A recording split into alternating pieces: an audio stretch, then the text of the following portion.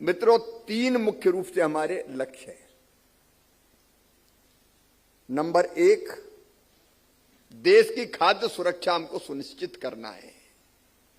140 करोड़ भारतीय, उनका पर्याप्त खाद्यान्न चाहिए। केवल फल नहीं, सब्जियां भी चाहिए, अनाज भी, फल भी, सब्जियां भी, दलहन भी, तिलहन भी, दूध भी। क्योंकि आज के युग में हम किसी पर निर्भर नहीं रह सकते।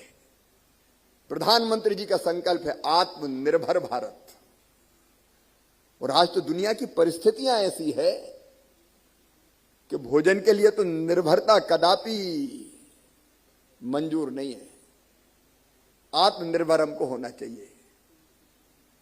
और मुझे खुशी है कि गेहूं हो, चावल हो, अन्न के तो आज हमारे भंडार भरे हैं। आज हालत यह है कि गेहूं चावल में तो विचार ये करना पड़ता है कि रखें कहां, रखने की जगह नहीं है।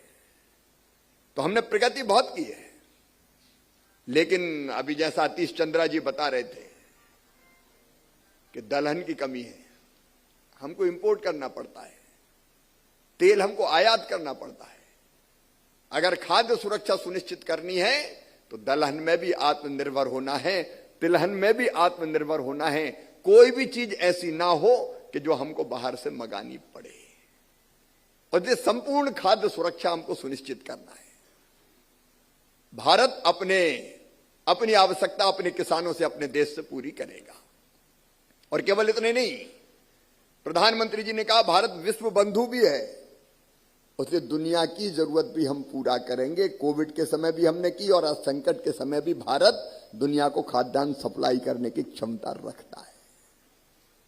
लेकिन दूसरी महत्वपूर्ण चीज, जो किसान दिनों रात अच्छी फसलों के लिए खून और पसीना बहाता है, मौसम की मार हो, प्रतिकूल परिस्थितियां हो, दिन रात खेत और खलिहानों में डटा रहता है, उसकी इनकम बढ़ानी है, उसके जीवन स्तर को बढ़ाना है, उसकी जिंदगी को भी आसान बनाना है।